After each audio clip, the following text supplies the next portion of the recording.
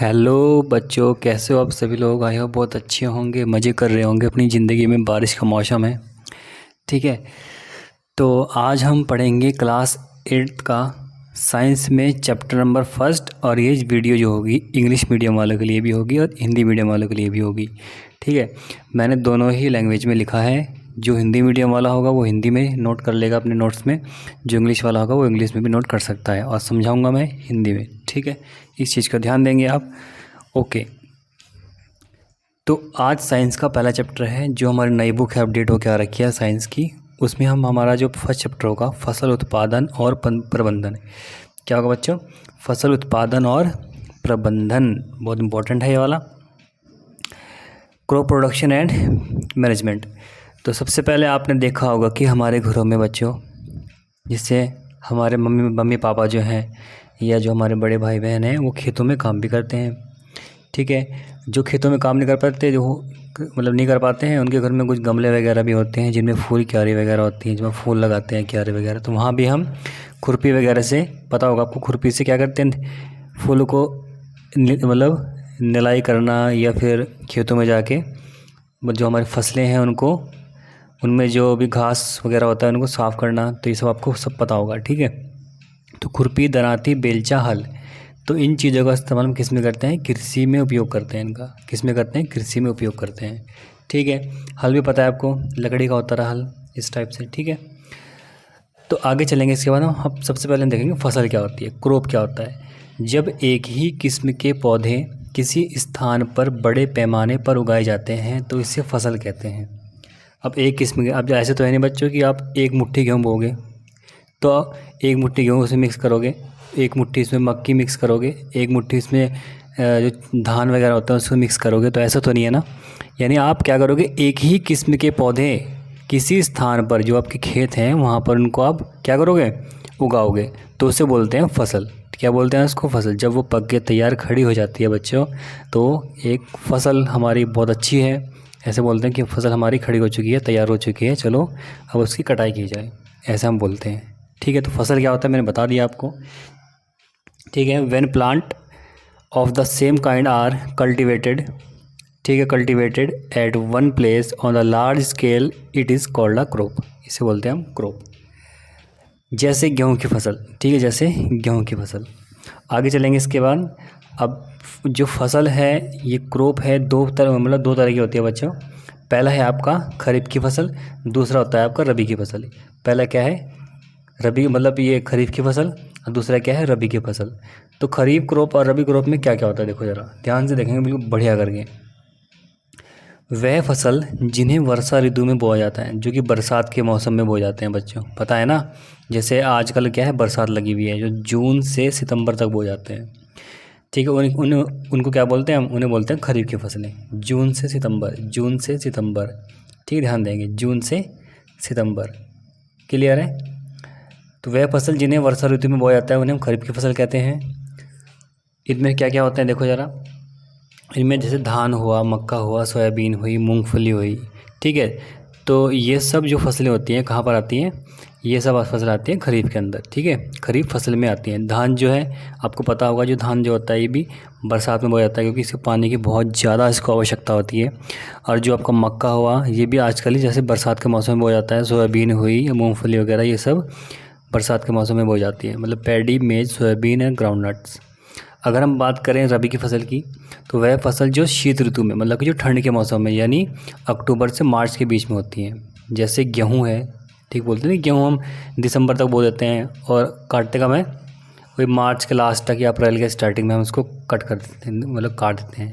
अब जैसे जिस हिसाब से बोता है, कोई जल्दी बोता है, बोलते हैं कि कोई अगेती बोता है तो वो जल्दी काट लेता है, कुछ देर में बोता है तो वो काफ़ी लेट तक, अप्रैल या मई तक काटता है, ठीक है। तो चना भी हम गेहूं के साथ बो सकते हैं, मटर भी, और सरसों भी हम गेहूं के साथ बो सकते हैं, ठीक है। तो ये सब जो होती हैं रबी की फसलें होती हैं, जो कि आपकी अक्टूबर से मार्च के बीच में बोई जाती हैं। ध्यान देंगे इसको, अक्टूबर से मार्च, और इधर क्या है, जून से सितंबर। क्लियर बच्चों? आगे चलते हैं। इसके बाद यहाँ पर नोट है एक, धान को बहुत अधिक पानी की ज़रूरत होती है, तभी धान को वर्षा ऋतु में उगाया जाता है। ये तो आपको पता होगा कि जो धान होता है इसको पानी की बहुत ज़्यादा आवश्यकता होती है, तभी तो इसको हम किस में उगाते हैं?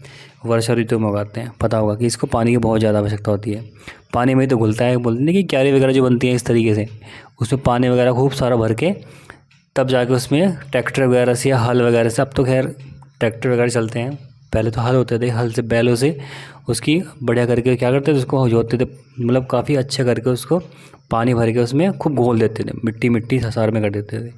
तो बहुत ज़्यादा पानी की आवश्यकता होती है धान को, इसलिए ये जो फसल है धान की, ये वर्षा ऋतु में उगाई जाती है। क्लियर बच्चों, आगे चलते हैं फटाफट।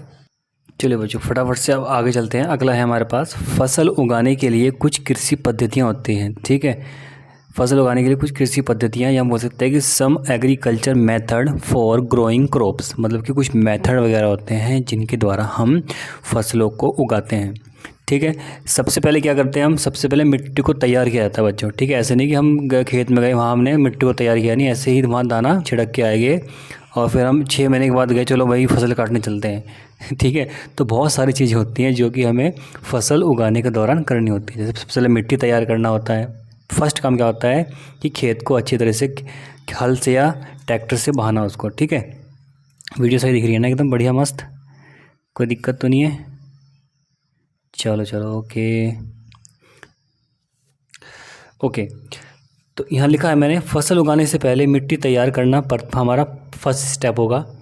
मिट्टी को पलटना व इसे ढीला करना। बोलते नहीं कि जब ट्रैक्टर चलता है तो क्या होता है, मिट्टी को हम पलटते हैं और इसे ढीला भी करते हैं। ढीला को पोला भी बोलते हैं। ढीला को क्या किया, मतलब बुक में कहा गया है पोला। पोला का मतलब क्या होता है, ढीला।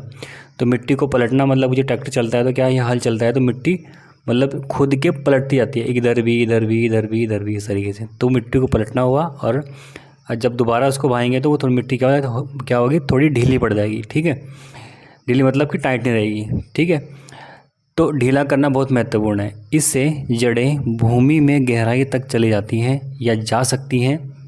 जब मिट्टी ढीली होगी तभी तो जड़ें अंदर जाएंगी ना, तो बट टाइट मिट्टी होगी उसमें जड़ें अंदर जा ही नहीं पाएंगी, फिर बहुत दिक्कत होगी। जो हमारा जो फसल होगी वो ढंग से नहीं उग पाएगी फिर।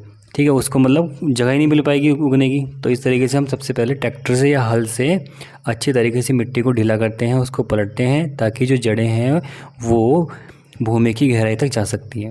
ढीली मिट्टी में रहने वाले केंचुए और सूक्ष्म जीवों की वृद्धि में सहायक है।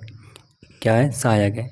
जो ढीली मिट्टी होती है बच्चों, उसमें केंचुए होते हैं। केंचुए पता होगा आपको, केंचुए क्या करते हैं, केंचुए भी एक तरह से मिट्टी को पलटने का काम करते हैं। ठीक है, नीचे की मिट्टी ऊपर, ऊपर की मिट्टी नीचे, इस तरीके से। नहीं फिर दोबारा से क्या करेंगे, जो मिट्टी है उसको पलटने का काम भी ये करते हैं, इतनी सी बात। और जब ये केंचुए मिट्टी को खाएंगे, ठीक है, मिट्टी को ये खाते हैं या उसमें जो भी सूक्ष्म जीव होते हैं उनको खाते हैं। खाने के बाद जो भी वो बाहर निकालते हैं, अपशिष्ट पदार्थ जो बाहर निकालते हैं, वो एक तरह का खाद होता है। वो खाद क्या करेगा, खाद भी हमारी फसलों को बहुत लाभकारी होता है। ठीक है, ओके। तो सिंपल सी बात है, केंचुए और सूक्ष्म जीवों की वृद्धि में सहायक होते हैं। ये जीव किसान के मित्र भी होते हैं। कौन होते हैं किसान के मित्र, केंचुए और कुछ सूक्ष्म जीव, ये किसान के मित्र होते हैं, क्योंकि ये मिट्टी को पलटकर ढीला करते हैं और ह्यूमस को बढ़ाते हैं।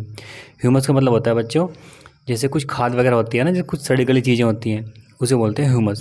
ठीक है, जैसे आपका गोबर का खाद हुआ या पत्तों की सड़ी हुई खाद जो होती है ना, उसको बोलते हैं ह्यूमस वगैरह। ध्यान देंगे इस चीज़ को, जिससे पौधे को पोषक तत्व मिल जाए। क्लियर है?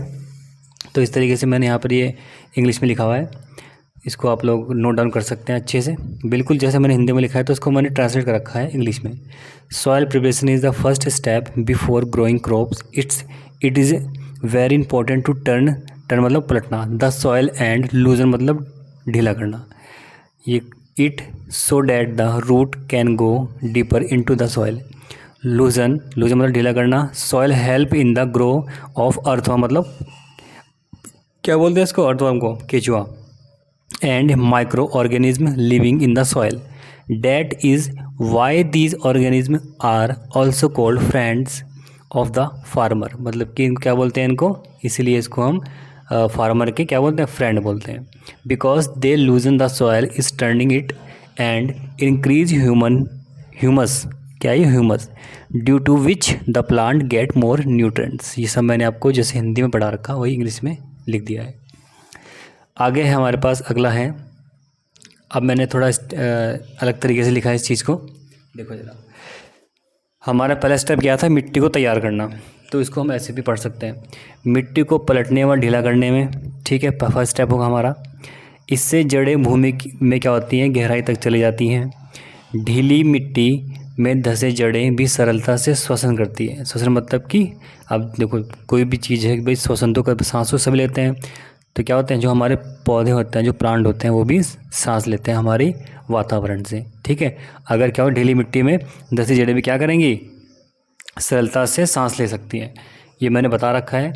जैसे मतलब मान लो कि मिट्टी होती है ना, तो उसमें ढीली होगी तो उसमें क्या होगी, एयर होगी अंदर। अगर टाइट होगी तो एयर होगी नहीं अंदर, सिंपल सी बात है। अगर मिट्टी ढीली होगी तो उसके अंदर क्या होगी, एयर होगी।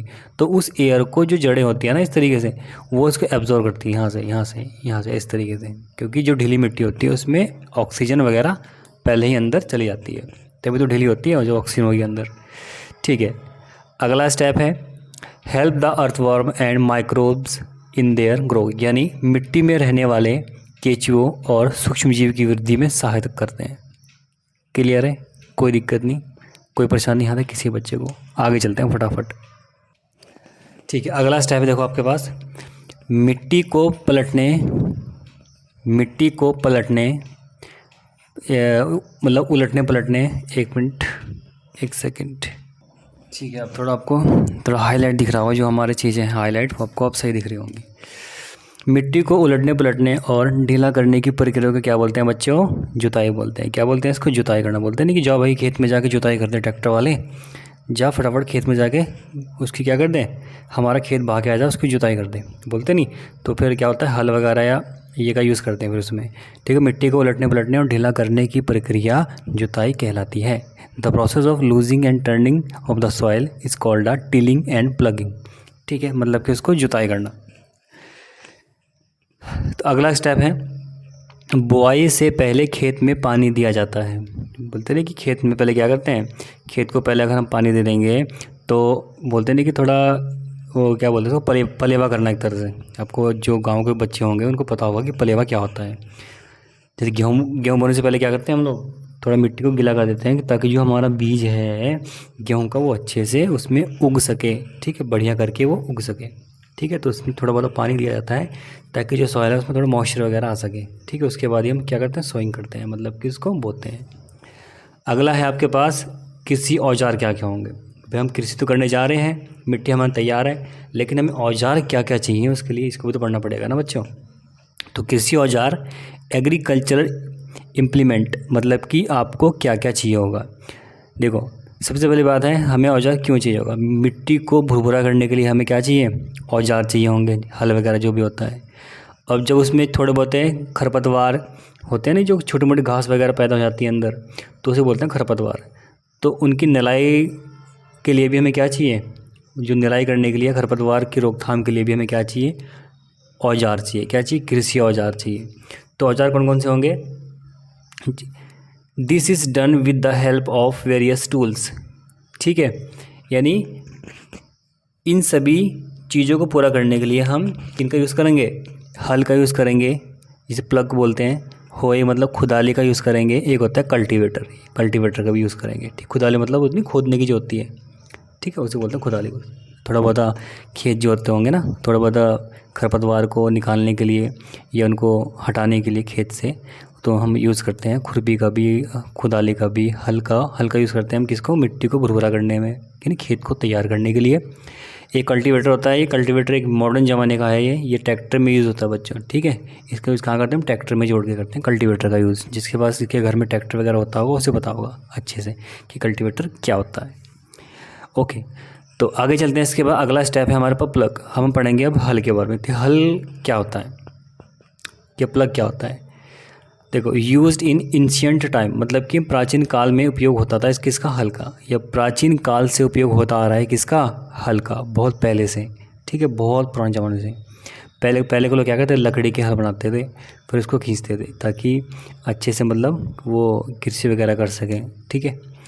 तो अगला पॉइंट है हल में, हल का पॉइंट होगा अगला, खरपतवार निकाले एवं मिट्टी पलटने में व खाद को फसलों में मिलाने के लिए भी हल का यूज़ होता है, ठीक है, इतनी सी बात।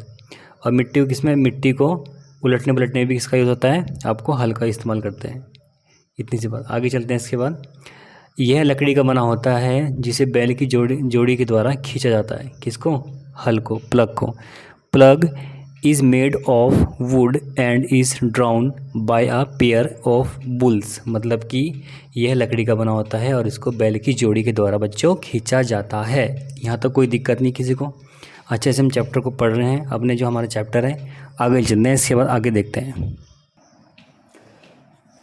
चलिए मेरे प्यारे बच्चों, आगे है आपके पास अगला स्टेप है। देखो आपको मैंने हल बना के दिखा रखा है कि पहले के ज़माने में किस तरह का हल यूज़ करते थे हमारे किसान भाई। तो इस टाइप का होता है हल। इस फॉर्मेट में नीचे क्या होता है कि ये किसी लोहे की लगी पत्ती होती है, या ना लोहे की बनी होती है, ये वाली जो मैंने हाईलाइट कर रखी है, ठीक है। और जो पीछे लकड़ी लगी होती है उसको फाल बोलते हैं। उसको क्या बोलते हैं? उसको फाल, ठीक है। इंग्लिश में बोलते हैं उसको प्लग शेयर। क्या बोलते हैं इसको इंग्लिश में? Plug share. और इसका बोलते हैं फाल। ऊपर जो डंडा गया होता है, ठीक है, जो डंडा ऊपर मतलब आसा आगे गया होता है उसे बोलते हैं हम हल शिफ्ट बोलते हैं उसको, प्लग साफ्ट या साफ्ट, प्लग साफ्ट या हल सेफ्ट, ठीक है। इस तरीके से दोनों को मैंने लिखा है, हिंदी में भी इंग्लिश में भी। तो आप जो हिंदी वाले हिंदी में लिखेंगे, जो इंग्लिश वाले वो इंग्लिश में लिख लेंगे। तो अब हम बात करेंगे किसकी? खुदाली की। इसकी बात करें खुदाली की। देखो खुदाली क्या होती है, जिसे बोलते हैं होय। It has a long road of would और आयरन। इसमें लकड़ी अथवा लोहे की छड़ लगी होती है। इसमें लकड़ी और लोहे की छड़ लगी होती है बच्चों। आपकी बुक में दे भी रखा होगा है, ठीक है। खुदाली क्या होती है? इसमें लकड़ी और लोहे की छड़ लगी होती है। इसके एक सिरे पर लोहे की चौड़ी और मुड़ी प्लेट लगी होती है, ठीक है। इतनी सी बात है। इसके एक सिरे पर लोहे की चौड़ी और मुड़ी हुई प्लेट लगी होती है। या बोल सकते हैं कि a strong board and bent plate of iron is fixed to one of it end, ठीक है। यानी कहाँ पर? इसके एक सिरे पर, ठीक है। इसके एक सिरे पर लोहे की चौड़ी और मुड़ी हुई प्लेट लगी होती है। अगला है this is use for removing weeds and for losing the soil. मतलब कि जिसका उपयोग हम खरपतवार निकालने में, बोलते नहीं कि जो छोटे मोटे घास कबाड़ होते हैं नहीं हमारे खेत में, जो अनचाहे जो होते हैं ना, अनचाहे घास कबाड़ जो होते हैं, छोटे मोटे घास वगैरह हो जाती है, तो उनको निलाई करने के लिए या उनको बाहर निकालने के लिए हम किसका इस्तेमाल करते हैं? खुदाली का इस्तेमाल करते हैं। किसका इस्तेमाल करते हैं? खुदाली का इस्तेमाल। और मिट्टी को ढीला करने के लिए भी इसका इस्तेमाल किया जाता है। इतना पॉइंट आपको ध्यान रखना है। आगे इसके बाद फिर नेक्स्ट है कल्टीवेटर। अब कल्टीवेटर के बारे में पढ़ना है। Now a day plugging is done by tractor drive in cultivator. मतलब कि आजकल जो हम जुताई करते हैं किसके द्वारा? ट्रैक्टर के द्वारा संचालित कल्टीवेटर से की जाती है। मतलब कि आजकल जो होती नहीं कि जुताई कल देखा हो कल्टीवेटर वगैरह क्या होता है, ठीक है। आपके बुक में दिखा भी रखा है कि आजकल जुताई ट्रैक्टर द्वारा संचालित कल्टीवेटर से की जाती है। एक सेकेंड, ठीक है, कोई दिक्कत नहीं यहाँ तक। तो कल्टीवेटर के उपयोग से हमारा क्या होता है? कुछ तो श्रम, मतलब कि हमारा लेबर बचती है, उसमें लोग कम इस्तेमाल होते हैं, ठीक है। और समय की, दोनों की क्या होती है? बचत होती है। दोनों क्या होते हैं? सेव होते हैं, आपका श्रम भी और समय भी। कोई दिक्कत नहीं यहाँ तक, ठीक है। अगला स्टेप है, देखो ज़रा। अब हमने खेत अच्छे से तैयार कर दिया है, कल्टीवेटर चला दिया। अब उसमें बुआई करेंगे हम खेत के, जिसे बोलते हैं सोइंग। मतलब कि सोइंग मतलब बुआई करना, सोविंग मतलब बुआई करना। Sowing in a important part of crop production. मतलब बुआई फसल उत्पादन का सबसे महत्वपूर्ण पार्ट है। अगर हम बीज ही नहीं बोएंगे तो उसमें वो क्या हो गएगा बच्चों? कुछ भी नहीं होगा, ठीक है। तो बीज बोना बहुत ज़रूरी है। बुआई फसल का बहुत महत्वपूर्ण चरण है। देखो अब हम कैसे इसको समझेंगे। जो हम बीज बोते हैं ना, वो एक तो क्या होना चाहिए? अच्छी क्वालिटी का होना चाहिए, मतलब गुड क्वालिटी का होना चाहिए, ठीक है।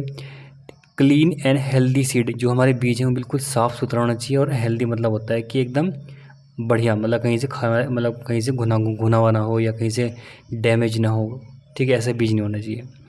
साफ़ और स्वस्थ बीजों का हम चयन करते हैं बोने के लिए, ठीक है।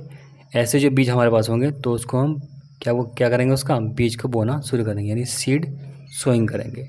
क्लियर है? ये चीज़ों का आपको ध्यान रखना है कि आपको इसमें ध्यान क्या रखना है कि जैसे मैं आपको बची चीज़ बता रहा हूँ ना, समझा रहा हूँ, तो ऐसे ही आपको वहाँ पर लिखना है। बस इन चीज़ को आपको वहाँ पर एक्सप्लेन करना है एग्ज़ाम में।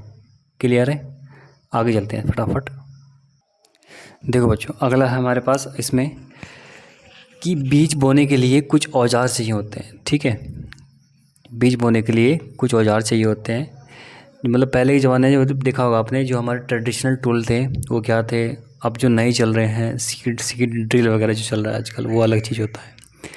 जैसे जैसे ज़माना क्या हो रहा है, मतलब चेंज हो रहा है, वैसे वैसे तकनीकियाँ जो हैं, जो सुविधाएं हैं, वो भी चेंज होती जा रही हैं बच्चों। ये सब आपको पता होगा बहुत अच्छे से। तो हर क्षेत्र में क्या आ रही है, आधुनिकता आ रही है, मतलब कि हर क्षेत्र में नए नई फैसिलिटीज़, नए नई मशीनें, ठीक है, ये सब आ रही है हर एक क्षेत्र में। ऐसा नहीं कि किसी एक फील्ड में, हर एक फील्ड में ऐसा हो रहा है, चाहे कृषि का हो, चाहे आपका कैसा भी हो, ठीक है। कोई से भी देख लेंगे आप पार्ट, चाहे आपका कृषि क्षेत्र है, चाहे आपका ऑटोमोबाइल क्षेत्र है, गाड़ियाँ वगैरह देख लो आप लोग पहले कैसी होती थी, अब कैसी आ रही हैं। तो जितनी भी चीज़ें हैं, मोबाइल देख लो पहले कैसे होते थे, अब कैसे हैं। तो हर एक क्षेत्र में क्या आ रही है, नवीनता बोल सकते हैं, उसका आधुनिकता बोल सकते हैं, मतलब नई नई चीज़ें आ रही हैं। चलो छोड़ो उस चीज़ को, हम पढ़ते हैं, आगे चलते हैं फटाफट। तो बीज बोने के लिए उपयोगी जो औजार हैं, 2 तरह के यहाँ पर हैं आपका है। पहला होगा उसमें से ट्रेडिशनल टूल्स, जो आपका परंपरागत औजार है। It is a funnel shape tool, यह औजार कीप की आकृति का होता है। किसकी आकृति का होता है, कीप की आकृति का होता है। यह औजार कीप की आकृति का होता है। कौन सा, जो परंपरागत होता है, जैसे मैंने दिखा रखा है यहाँ पर स्ट्रक्चर में, इस टाइप का होता है। देखो ये ऊपर के ये कीप के आकार का है, नीचे से लंबा होता है, बहुत लंबा होता है, ये ज़मीन तक जाता है। अब क्या होगा उसमें हल, ये इसको हम कहाँ यूज़ करते हैं, ये हल के पीछे होता है लगा हुआ, मतलब कि जहाँ हल खुदाई करता है तो उसके पीछे इसको मतलब लगा देते हैं। अब क्या होता है कि जैसे इसमें बीज डालेंगे, वो हल के जो नाली होती है उसके अंदर दबता चला जाएगा, इसमें से क्या निकलते हैं, बीज निकलते हैं। एक ऐसा होता है कि इसमें 3 नली लगी होती हैं, इस तरीके से 3 नली। तो इसमें एक बीज यहाँ बोया जाता है, तो एक बीज यहाँ बोया जाता है, तो एक बीज यहाँ बोया जाता है, इस तरीके से। तो इसमें 3 नलियाँ भी लगी होती हैं, ठीक है। तो इसको ध्यान देंगे आप लोग। तो क्या इसमें लिखा हुआ है, यह औजार कीप की आकृति का होता है। बीज को कीप के अंदर डालते हैं, बीज को हमने कीप के अंदर डाल दिया। उसके बाद क्या होता है बच्चों, यह 2 या 3 नुकीले सिरे वाले पाइपों से गुजरता है, ठीक है। ये बीज 2 नली होती हैं, 3 नली होती हैं, ऐसे 1 2 3 इस तरीके से पाइपों से गुजरता है। ये सिर मिट्टी को भेद कर बीज को स्थापित करता है। इतना आपको ध्यान रखना है, ठीक है। मिट्टी को भेद कर मतलब बीज को अंदर स्थापित करेगा। These and press into the soil and place seed there. Clear. आगे चलेंगे, इसके बाद अगला है आपका सीड ड्रिल। अब सीड ड्रिल क्या होता है, देखो इसमें क्या, मतलब ये ट्रैक्टर में यूज़ करते हैं इसका, देखा होगा आपने, जिसके यहाँ ट्रैक्टर होता है। कि सीड ड्रिल क्या होता है कि जो आपकी हैरो होती है ना, हैरो मतलब क्या बोलते हैं उसको, टीलर पे के पीछे पाइप लगे होते हैं लाइन से, जैसे ये ऐसी होती है टीलर, देखा होगा आपने, ऐसे बहाने के लिए खेत में होता है। तो उसमें क्या होता है कि एक पाइप लगे होता है इस तरीके से, पीछे पाइप होता है, और उसमें एक बीज, मतलब बीज आएगा पीछे, और हर एक जो उसमें खोदने की होती है, खुदाली टाइप में होती है इस टाइप से, ट्रैक्टर में देखा होगा बच्चों ने। तो उसमें मतलब खुदाई भी होती रहेगी, पीछे पीछे उसमें एक बीज भी गिरता रहेगा। उससे क्या होगा, उससे काफ़ी कुछ होता है। देखो मैं आगे बताऊंगा आपको क्या फ़ायदा है इससे। एक तो आपका बीज भी कम लगेगा। तो पहले पढ़ते हैं इसको। बुआई के लिए ट्रैक्टर द्वारा संचालित सीड ड्रिल का उपयोग किया जाता है। किसके द्वारा, बुआई के लिए ट्रैक्टर द्वारा संचालित, मतलब ट्रैक्टर से चलने वाली सीड ड्रिल का उपयोग किया जाता है। अगला है, यानी this show the seed uniformly eight equal distance and depth. बीज में समान दूरी और गहराई बनी रहे, मतलब बीज में समान दूरी होती है। एक तो ऐसा नहीं कि एक पेड़ यहाँ है, एक पेड़ यहाँ है तो एक पेड़ यहाँ है, ऐसा नहीं, कुछ नहीं। बीच में इक्वल बिल्कुल सीधी लाइन हो। देखा नहीं आपने, कुछ फोटो वगैरह में देखा होगा कभी आपने कि कहीं कहीं फसलें ऐसी होती हैं बिल्कुल सीधी, एक सीध में होती हैं बिल्कुल, वो ना एक बीज इधर होगा ना एक बीज इधर होगा, मतलब एक भी पेड़ बिल्कुल इधर उधर नहीं होगा, बिल्कुल एक सीध में होता है। तो उसको काटने में भी कोई दिक्कत नहीं होती, उसमें बीज भी हमारा कम लगता है। बीज में समान दूरी होती है और गहराई बनी होती है। बुआई के बाद बीज मिट्टी में ढक जाते हैं, ठीक है। ऐसा नहीं कि जो अगर हम हाथ से बोते हैं ना, छिड़क के बोते हैं बीज, तो उसमें आधा बीज तो बच्चों ख़राब हो जाता है। कुछ बीज क्या होती हैं, चिड़िया पंछी उसको खा जाती हैं, ठीक है। तो बोल सकते हैं बुआई के बाद बीज मिट्टी में ढक जाते हैं। बीज को पक्षियों द्वारा खाए जाने से इसे रोक सकते हैं। इस तरह की पद्धति अगर हम अपनाएंगे, सीड ड्रिल से अगर हम बीज बोएंगे तो पक्षी वगैरह बीज नहीं खा पाएंगे। और दूसरा है कि इससे हमारा समय भी और श्रम, लेबर की और टाइम की, दोनों क्या होती है, बचत होती है, यानी सेविंग होती है। इस चीज़ को ध्यान देंगे आप, ठीक है। तो ये वाला जो पद्धति है बहुत अच्छी है, इसी तरह से हमें बीज बोना चाहिए। आगे चलते हैं फटाफट। चलिए बच्चों, आगे है आपके पास अगला टॉपिक है खाद और उर्वरक हम कैसे मिलाते हैं इसको, ठीक है। वो मतलब अपने मतलब इसका यूज़ हम कैसे करते हैं, इनको हम कैसे मिलाते हैं अपनी फसलों में। तो आपकी हेडिंग है एडिंग मैन्योर एंड फर्टिलाइज़र, ठीक है। तो इसमें हमने क्या लिखा हुआ है कि this the substance which are added to the soil in the form of nutrients for the healthy growth of plant are called manure and fertiliser. मतलब कि वे पदार्थ जिन्हें मिट्टी में पोषक स्तर बनाए रखने के लिए मिलाया जाता है उनको क्या बोलते हैं हम, खाद और उर्वरक बोलते हैं, ठीक है। कोई दिक्कत नहीं है। मतलब कि खाद और उर्वरक मिलाने से क्या होता है बच्चों, हमारा जो हमारी फसल है, फसल में जो हमारे पौधे हैं लगे हुए, वो क्या करेंगे, उनको ज़रूरी पोषक तत्व मिलेंगे। वो अब जब उनको न्यूट्रिएंट्स मिलेंगे वो जल्दी बड़े हो जाएंगे, ठीक है, जल्दी ग्रो करेंगे वो, ठीक है। तो ये चीज़ इसमें बताई गई है। तो इसलिए खाद हम क्यों मिलाते हैं, इसका आंसर ये है, ठीक है। वे पदार्थ जिन्हें मिट्टी में पोषक स्तर बनाए रखने के लिए मिलाया जाता है उनको हम खाद या उर्वरक बोलते हैं। अब यहाँ बच्चे दो चीज़ आती है, एक आता है खाद, एक आता है उर्वरक। ये है आपका खाद, जिसे बोलते हैं, जिसे क्या बोलते हैं, मैन्योर बोलते हैं। इसको हम खाद भी कहते हैं, ठीक है। यहाँ मैं लिख दे रहा हूँ खाद, ठीक है, क्लियर, खाद बोलते हैं इसको। तो क्या होता है खाद, manure is an organic substance obtain from the decomposing of plant और एनिमल वेस्टेज। यानी खाद एक कार्बनिक यानी जैविक पदार्थ है जो कि पौधे या जंतुओं के अपशिष्ट से बनता है। बस इतना लिखना है आपको। खाद में पता होगा हमारे घरों में क्या होते हैं, गाय भैंसें होती हैं या कुछ चीज़ें ऐसी होती हैं जो सड़ी गली होती हैं, तो उनको हम किसी एक स्थान में जाकर इकट्ठा कर लेते हैं। तो कुछ टाइम के बाद वो सड़ गल के क्या बन जाती है, वो मतलब डिकम्पोज होकर वो क्या अपने आप में खाद में परिवर्तित हो जाती है। पता होगा आपको, ठीक है। आपके घर अगर पशु वगैरह होंगे, गाय भैंसें वगैरह बकरियां वगैरह होंगी, तो आपको पता होगा कि उनका जो अपशिष्ट होता है, मतलब कि जो खाद वगैरह होता है ना, जो गोबर वगैरह हम इकट्ठा करके एक जगह स्टोर करते हैं, तो वो कुछ टाइम के बाद वो खाद में परिवर्तित हो जाता है। तो वो बहुत अच्छा होता है हमारे फसलों के लिए। और खाद में बोई जाने वाली फसलें बच्चों हमें बिल्कुल नुकसान नहीं करती, क्योंकि उसमें केमिकल्स वगैरह नहीं होते, ठीक है। तो ज़्यादातर खाद का यूज़ हमें अपनी फसलों में करना चाहिए। अब एक है फर्टिलाइज़र, मतलब कि जो उर्वरक होते हैं। अभी फर्टिलाइज़र क्या होता है बच्चों, ये वो हैं जिनको हम एक तरह से केमिकल्स मान लो, कि जैसे जो हम उसमें डालते हैं ना, कि यूरिया वगैरह डालते हैं, डाई वगैरह डालते हैं, ठीक है। ये सब क्या है, केमिकल्स होते हैं। Fertilisers are chemical which are rich in a particular nutrients. उर्वरक रासायनिक पदार्थ हैं जो विशेष पोषक में समृद्ध होते हैं। मतलब कि इनमें जो भी पोषक तत्व हैं वो ज़्यादा होते हैं। हमारे खाद में तो कम होगा, इसमें तो लिमिटेड मात्रा में होगा, क्योंकि इसमें कोई केमिकल्स भी नहीं है।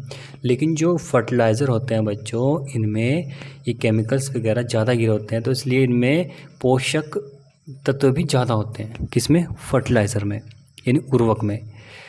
तो उर्वरक का उत्पादन फैक्ट्री में किया जाता है। बोलते नहीं कि फैक्ट्री में गट्टे मिलते हैं, देखो होगा अपने जो आपके घर के आसपास सोसाइटी वगैरह होती है ना, जहाँ पर खाद वगैरह मिलता है, तो एकदम पैक्ड होता है एकदम गट्टों में, ठीक है। तो ये सब क्या होता है, आपका फर्टिलाइज़र जो कि फैक्ट्रीज़ में बनता है। जैसे एग्जांपल है यूरिया, पता है आपको, अमोनियम सल्फेट होता है, पोटास तो जानते होंगे आप, होते हैं पोटास वगैरह डालते हैं जिससे दिमक नहीं लगते हैं हमारे उसमें क्रॉप में, ठीक है, खेतों में।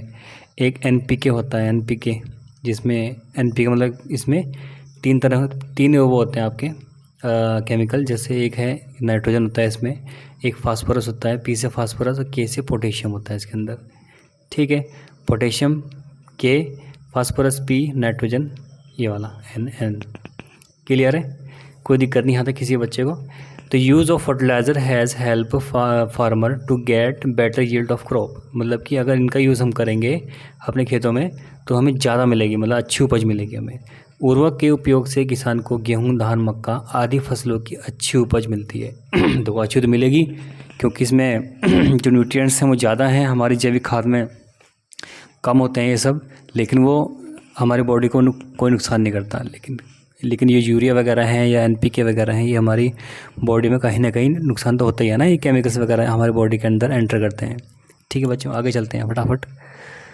देखो अगला है आपके पास नेक्स्ट, इसमें लिखेंगे अब उर्वरक है। उर्वरक के अधिक उपयोग से क्या होता है बच्चों, अगर हम ज़्यादा यूज़ करेंगे इसका खाद का, फर्टिलाइज़र का, तो उससे क्या होगा, यूज़ ऑफ फर्टिलाइज़र, मतलब कि अगर इसका ज़्यादा यूज़ करेंगे ना खाद का, तो उससे क्या क्या हो सकता है। देखो, एक तो हमारा जल प्रदूषण हो सकता है भाई, जिसमें हम जिस खेत में हम खाद डाल रहे हैं या फर्टिलाइज़र यूज़ कर रहे हैं, तो जब उसमें पानी वगैरह भरेगा या बारिश से जब उसमें पानी वगैरह इकट्ठा होता है, तो वो जो हमारा वाटर होता है वो कैसा होता है, पॉल्यूटेड होता है, कैसा पॉल्यूशन उसमें होता है। ठीक है, तो जल प्रदूषण का भी रीज़न होता है एक ये वाला फर्टिलाइज़र यूज़ करने से। और जो हमारी ज़मीन है, जो मिट्टी है, उसकी एक तरह से बोल सकते हैं कि फर्टाइल, एक तरह से वो बोलते हैं ना कि इसमें कितनी पावर जो होती है, हमारी ज़मीन की जो क्षमता होती है, जो उर्वरकता होती है उसकी, वो भी कम हो जाती है ऑटोमेटिक। बोलते नहीं कि अगर खाद की जो आदत होती है, अगर हम किसी खेत को लग जाती है बच्चों, तो उसमें क्या होता है कि बिना खाद के कोई फसल भी नहीं होती फिर, पता होगा आपको। ठीक है, उसमें खाद चाहिए होती है, क्योंकि वो आदत पड़ जाती है खेत को, उसमें जो उर्वरकता है वो कम हो जाती है। ठीक है, बिना खाद के उसमें फसल होगी नहीं फिर।